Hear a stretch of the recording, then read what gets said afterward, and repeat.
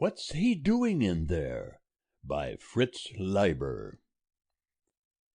Recording by Ron Altman. He went where no Martian ever went before, but would he come out, or had he gone for good? The professor was congratulating Earth's first visitor from another planet on his wisdom in getting in touch with a cultural anthropologist before contacting any other scientists, or governments, God forbid, and in learning English from radio and TV before landing from his orbit-parked rocket, when the Martian stood up and said hesitantly, "Excuse me, please, but where is it?" That baffled the professor, and the Martian seemed to grow anxious. At least his long mouth curved upward, and he had earlier explained that it curling downward was his smile, and he repeated, "Please, where is it?" He was surprisingly humanoid in most respects, but his complexion was textured so like the rich dark armchair he'd just been occupying that the professor's pin-striped gray suit, which he had eagerly consented to wear, seemed an arbitrary interruption between him and the chair, a sort of Mother Hubbard dress on a phantom conjured from its leather. The professor's wife, always a perceptive hostess, came to her husband's rescue by saying with equal rapidity, "Top of the stairs, end of the hall, last door." The Martian's mouth curled happily downward, and he said, "Thank you very much," and was off. Comprehension burst on the professor. He caught up with his guest at the foot of the stairs. "Here, I'll show you the way," he said. "No, I can find it myself, thank you," the Martian assured him. Something rather final in the Martian's tone made the professor desist, and after watching his visitor sway up the stairs with an almost hypnotic, softly jogging movement, he rejoined his wife in the study, saying wonderingly, "Who'd have thought it, by George? Function taboos as strict as our own." "I'm glad some of your professional visitors maintain 'em," his wife said darkly. "But this one's from Mars, darling, and to find out he's, well, similar in an aspect of his life is as thrilling as the discovery that water is burned hydrogen. When I think of the day, not far distant, when I'll put his entries in the cross-cultural index—" He was still rhapsodizing when the professor's little son raced in. "Pop, the Martian's gone to the bathroom." "Hush, dear, manners." Now, it's perfectly natural, darling, that the boy should notice and be excited. Yes, son, the Martian's not so very different from us." "Oh, certainly," the professor's wife said with a trace of bitterness. "I don't imagine his turquoise complexion will cause any comment at all when you bring him to a faculty reception. They'll just figure he's had a hard night, and that he got that baby elephant nose sniffing around for assistant professorships." "Really, darling, he probably thinks of our noses as disagreeably amputated and paralyzed." "Well, anyway, Pop, he's in the bathroom. I followed him when he squiggled upstairs." "Now, son, you shouldn't have done that. He's on a strange planet, and it might make him nervous if he thought he was being spied on. We must show him every courtesy. By George, I can't wait to discuss these things with Ackerley Ramsbottom. When I think of how much more this encounter has to give the anthropologist than even the physicist or astronomer—" He was still going strong on his second rhapsody when he was interrupted by another high-speed entrance. It was the professor's coltish daughter. "Mom, Pop, the Martians!" "Hush, dear, we know." The professor's coltish daughter regained her adolescent poise, which was considerable. "Well, he's still in there," she said.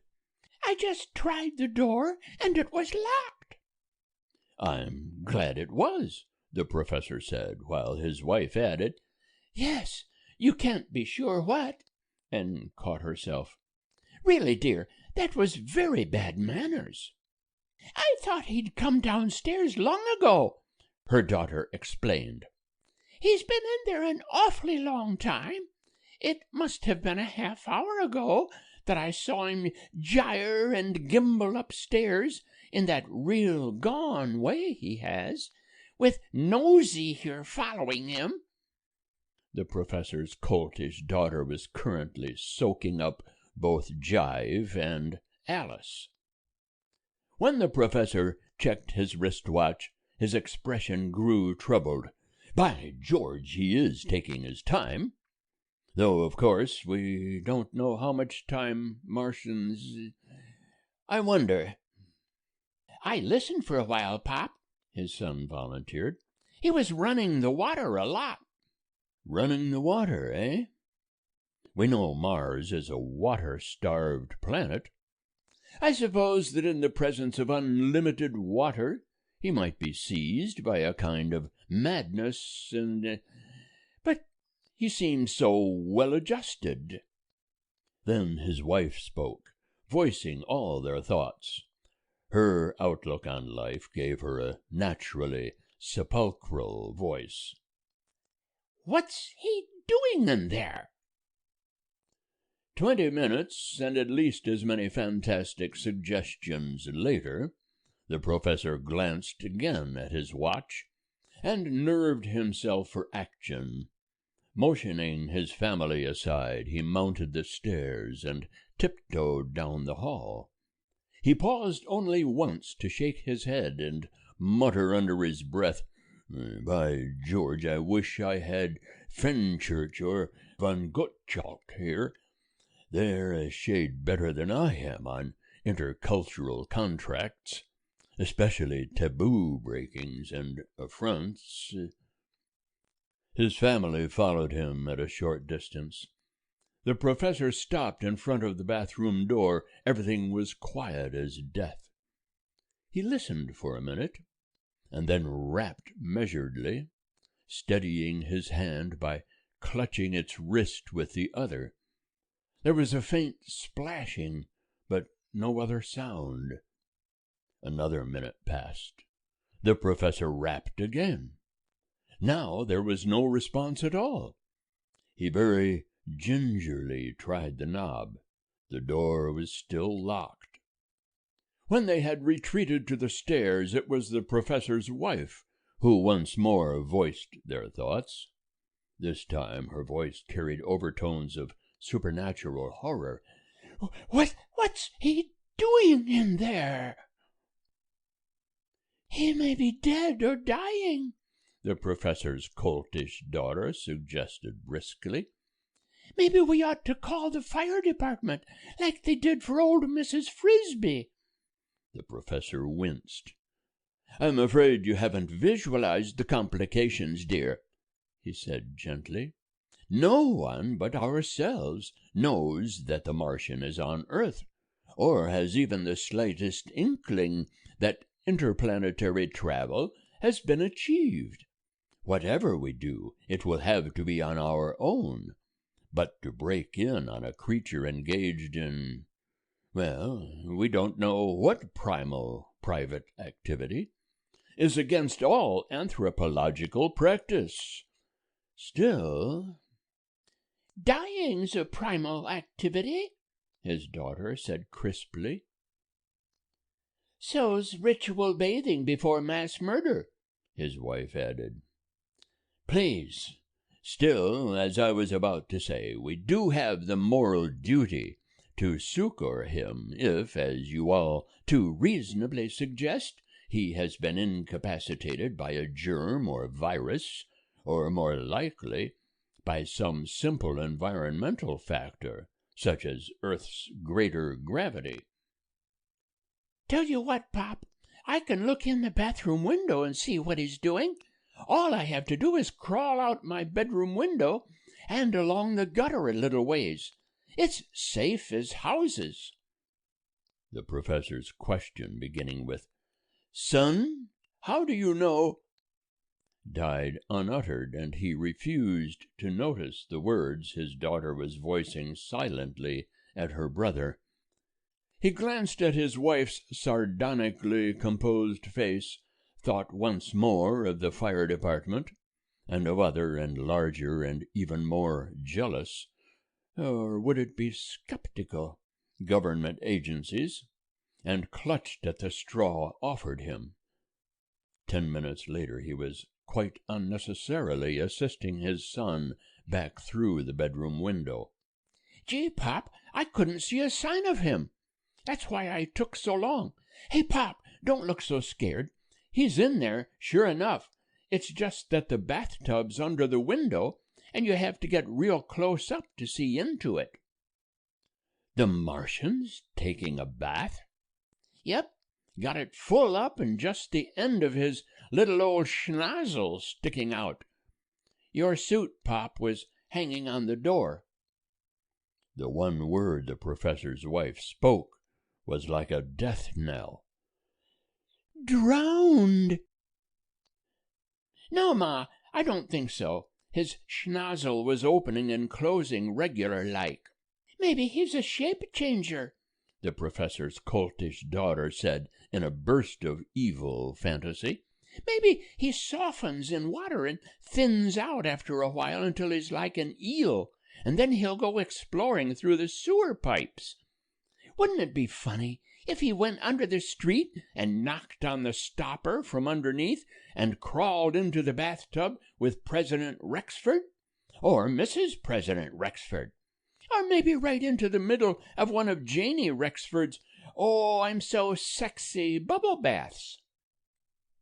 "Please," the professor put his hand to his eyebrows and kept it there, cuddling the elbow in his other hand. "Well, have you thought of something?" the professor's wife asked him after a bit. "What are you going to do?" The professor dropped his hand and blinked his eyes hard and took a deep breath. "Telegraph Fenchurch and Ackerley Ramsbottom, and then break in," he said in a resigned voice, into which, nevertheless, a note of hope seemed also to have come. "First, however, I'm going to wait until morning." And he sat down cross-legged in the hall, a few yards from the bathroom door, and folded his arms. So the long vigil commenced.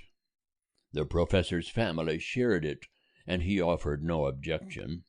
Other and sterner men, he told himself, might claim to be able successfully to order their children to go to bed when there was a Martian locked in the bathroom, but he would like to see them faced with the situation. Finally, dawn began to seep from the bedrooms. When the bulb in the hall had grown quite dim, the professor unfolded his arms. Just then there was a loud splashing in the bathroom. The professor's family looked toward the door. The splashing stopped, and they heard the Martian moving around. Then the door opened, and the Martian appeared in the professor's gray pinstripe suit. His mouth curled sharply downward in a broad alien smile as he saw the professor. "Good morning," the Martian said happily. "I never slept better in my life, even in my own little wet bed back on Mars." He looked around more closely, and his mouth straightened. "But where did you all sleep?" he asked. Don't tell me you stayed dry all night. You didn't give up your only bed to me?" His mouth curled upward in misery. "Oh, dear," he said. "I'm afraid I've made a mistake somehow. Yet I don't understand how. Before I studied you, I didn't know what your sleeping habits would be, but that question was answered for me. In fact, it looked so reassuringly homelike when I saw those brief TV scenes of your females ready for sleep in their little tubs. Of course, on Mars, only the fortunate can always be sure of sleeping wet. But here, with your abundance of water, I thought there would be wet beds for all." He paused. "It's true, I had some doubts last night, wondering if I'd used the right words and all. But then, when you rapped 'good night' to me, I splashed the sentiment back at you and went to sleep in a wink. But I'm afraid that somewhere I've blundered and—" No, dear chap," the professor managed to say. He had been waving his hand in a gentle circle for some time in token that he wanted to interrupt. "Everything is quite all right. It's true we stayed up all night, but please consider that as a watch, an honor guard, by George, which we kept to indicate our esteem." End of What's He Doing in There? By Fritz Leiber.